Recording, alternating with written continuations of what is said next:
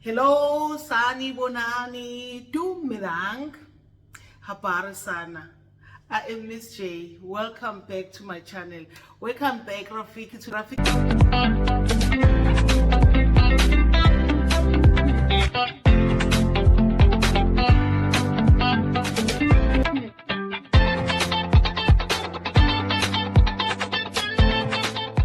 Is growing thanks to each and every one of you. So let's get our house in order.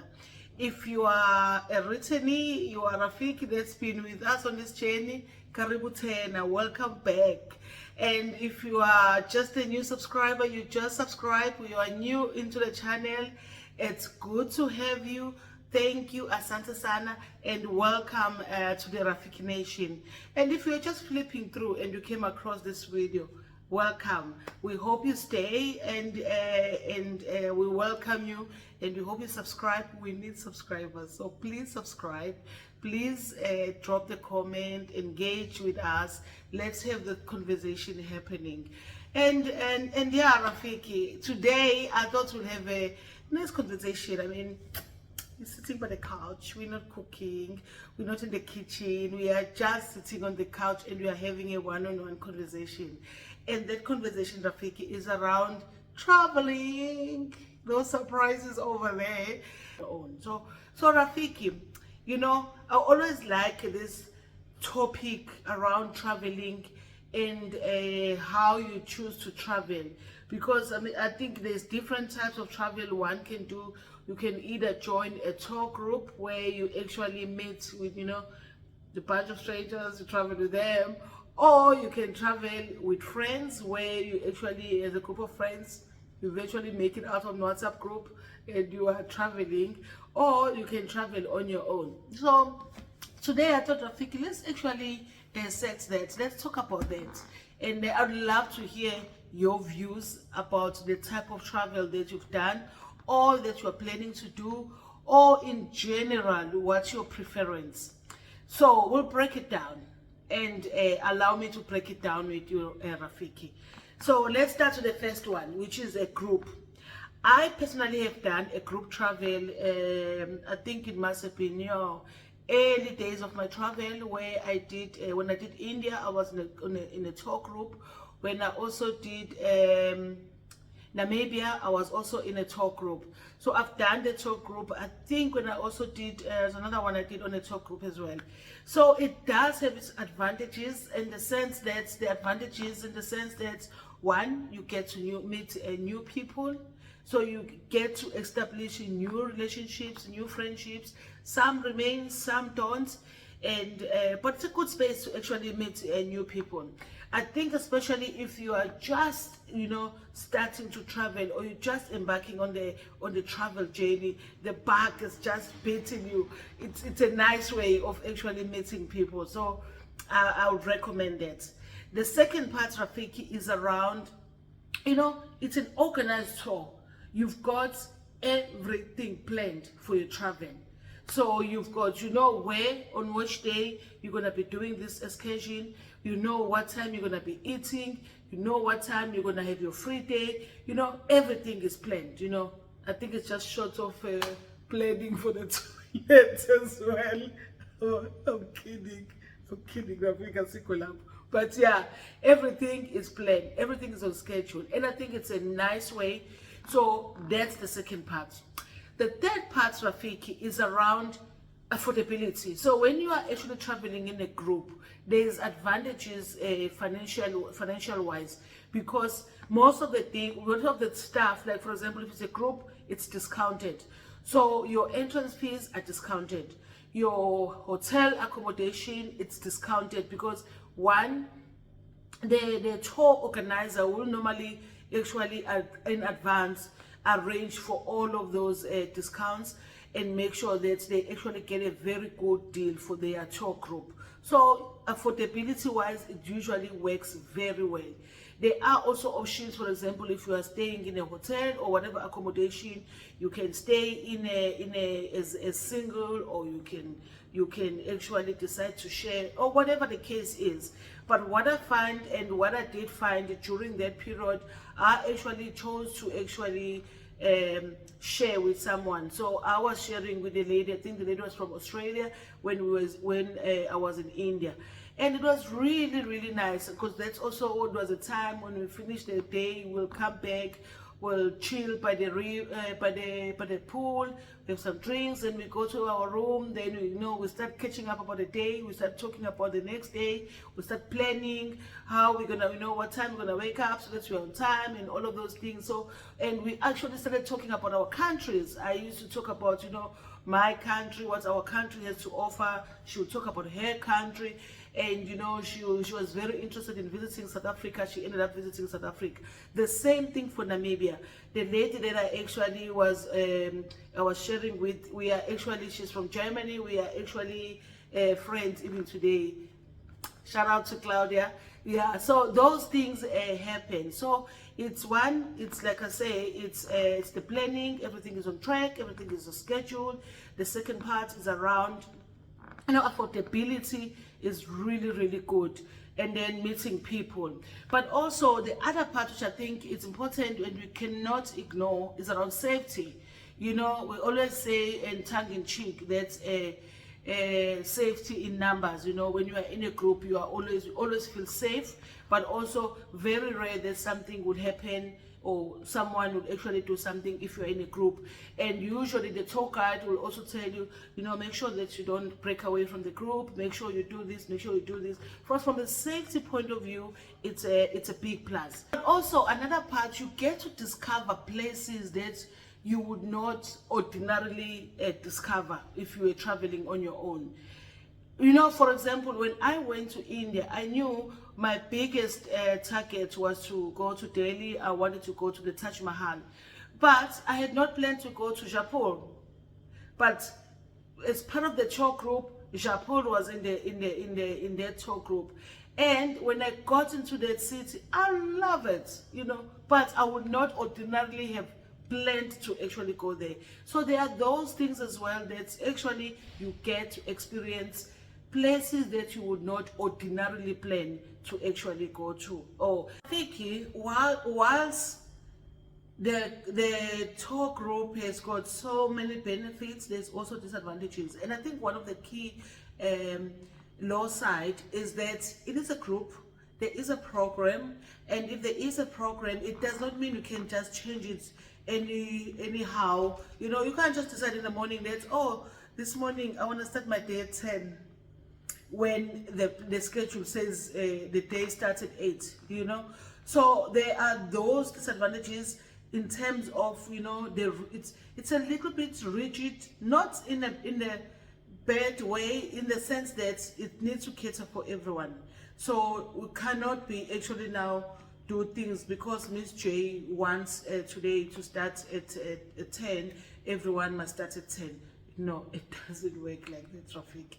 So you stick to the program. I think that is one part that I found that with the group, it is a bit of a disadvantage. So if you are like me, and sometimes you wake up, you want to do things differently today, I don't want to actually start at the markets, I want to start by going to the museum. If the program says we start at the markets, we start at the markets. We're not going to start at the museum. So those are the things that actually then, from the group point of view, it becomes a little bit of a disadvantage. So I think that's probably one. So there might be others, but I think that the other one probably it's around the different, there could be clash of personalities, because you never know what you're gonna get. It's like a bag of potatoes. So the people that you're gonna meet, you never know what type of people. Are they good? Do they have the same spirits as you? When you go around, you take pictures, maybe they don't like taking pictures, and then you become the only one that's like, can you please take a picture? So those are the things we have to actually adapt to those personalities. But I suppose that's part of growth. That's part of growing, adapting to other people's, attitude, personalities, and the way of doing things, because other people's way of doing things is not equal to how you do your things, Rafiki. So you need to adjust to those things. That's where, like emotional intelligence coming into play, and you need to be matured about that. You need to be able to adapt to those situations. So that's part of it. It's not a disadvantage. I think this one is more of the growth that you end up taking outside of the group, is adapting to the different situations, to the different personalities, to the different people, so that you can actually enjoy the tour. Otherwise, if you don't adapt, and you don't adapt quickly, you might frustrate yourself. So yeah, so that's the group, Rafik. There are many groups that one can join, and there are many groups. What I like also, you get groups that just specialize on certain areas. For example, I like it's the Afroculture group, Afroculture Travel. It specializes on traveling in Africa. I'm mentioning them because I've used them before. They are actually quite a fun group. It's nice to travel with them. Everything is organized.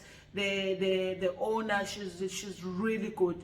So you can actually try them on their website. I think it's Afroculture Travel. You can check them out.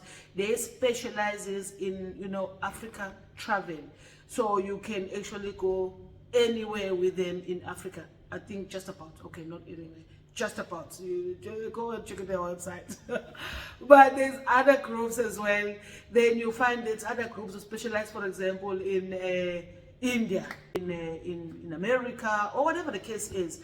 So I think that is nice, because what they've done their research. It's proven and tested.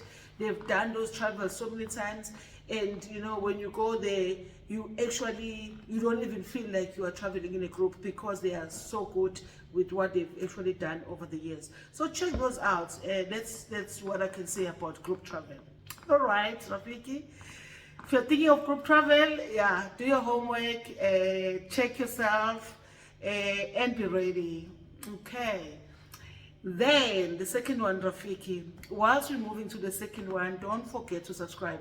I know you see these labels, they come in, subscribe. It's a reminder, Rafiki. The only way for us to grow our nation is for you to subscribe, to comment, to like. The engagement, they help a lot. So don't forget to subscribe, don't forget to comment, like, and watch to the end of the video, Rafiki, please. Asante sana. So the second one, Rafiki, is traveling with friends or maybe family.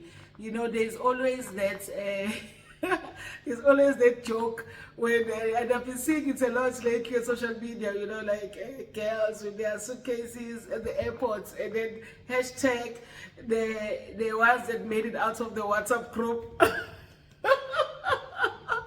It is true, because there are so many WhatsApp groups out there, Rafiki, and you're like, we are definitely traveling this year. Let's put money together. Let's have the Stockfell travel.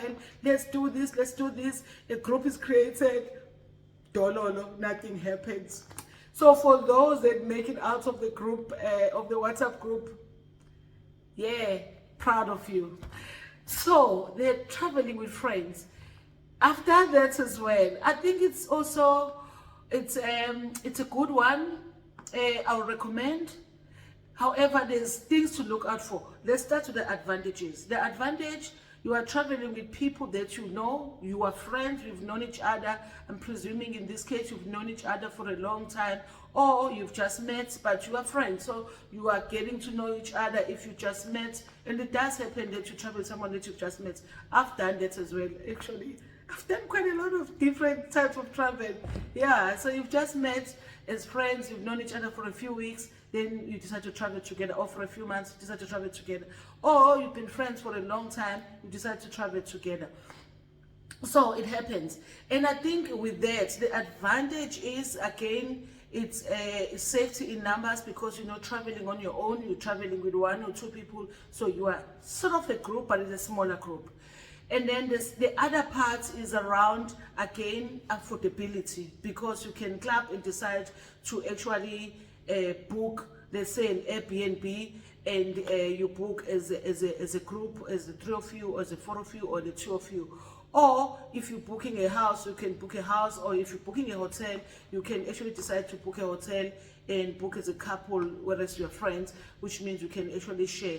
So there are those advantages. The other advantage is you plan with a less number of people. So it's like 2 or 3 of us. You can plan what does the other person want, what do I want. You put your schedule together, and Bob is your uncle. You actually travel. So in the morning, the night before, you can decide this is what you're doing the next day. You plan everything, you know when time you start, and there's flexibility over there, because if you decide to change in the morning, let's say for example, Rafik decided, don't want to actually have breakfast early, you can tell your buddies that, guys, Rafiki, we are not starting early, can we not start an hour late? And then you hear what the other Rafikis is. So the consultation is less. It's not like you're consulting a bigger group, you know, like the other one. On this particular one, it's less group that you are consulting with. Decision can be made quicker. Agree, disagree, we move on.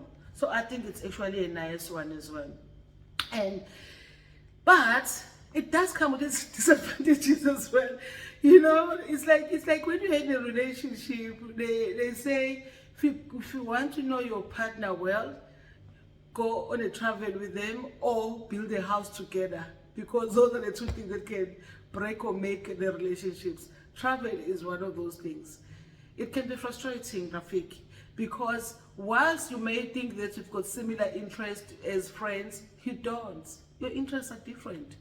What I like when I travel and what you like and how I do things on my travel, it's different. For example, Rafik, I am a very spontaneous person. There are days where when I'm traveling, I decide what is the schedule and all of those things. I decide, I see something, I'm like, I want to explore that, and maybe I want to spend more time at the museum. And museum is just something that excites you. Or I want to actually spend time exploring the city. I want to learn more about the city. I want to learn about history of the city. Something that doesn't excite the other person, my friends, does not get excited about those things. You know, maybe my friends wants to go clubbing and I'm not interested in going clubbing. I just want to know more about the country. I want to go to the village and actually meet the people in the village. My friends, maybe they want to go to a 5-star restaurant. So those are the things that one needs to deal with and adjust. Again, it goes back into adjustment. Like I said, there are so many things that happen when you are traveling as friends.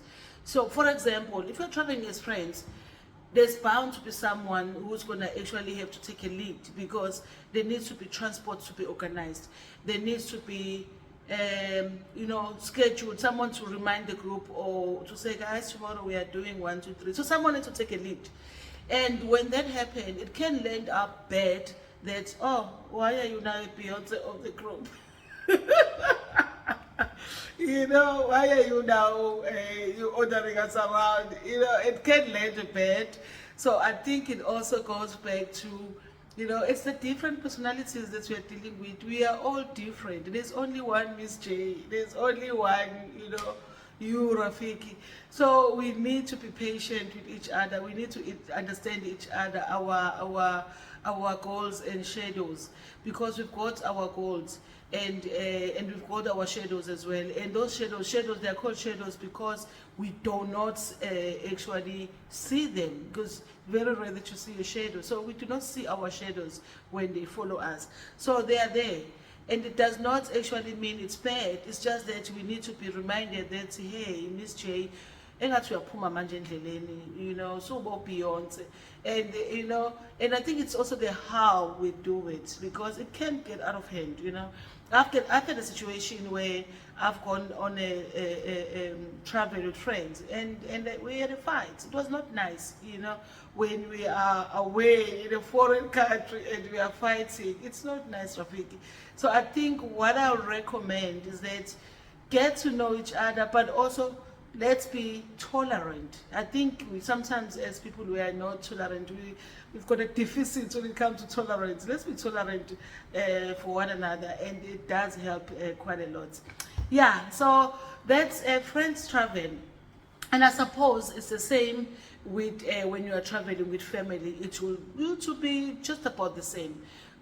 So I think the main part is around understanding each other, understanding the personalities, but also tolerant. Let's be tolerant with each other.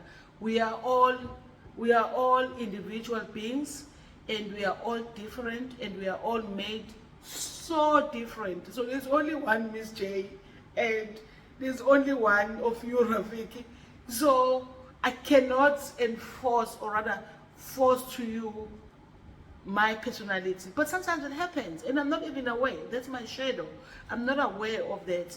And for you, you just need to say, tap me to say, hey, Miss J, now you are becoming a Beyonce. So Zongawilan. Step in, step back, and it doesn't cost a thing. Then you can move on and enjoy the travel, because that's the thing about travel. It needs to be enjoyed. Okay. So yeah. Then there is the last one, my personal favorite, solo travel. Yeah. There, it's you and yourself and you.